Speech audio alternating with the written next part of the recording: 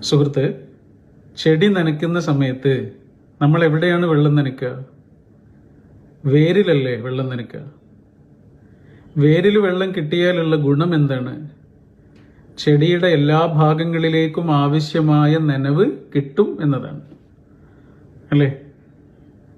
ചെടിക്ക് വേരുള്ളത് പോലെയാണ് നമുക്ക് നമ്മുടെ കുടുംബം, ഫാമിലി.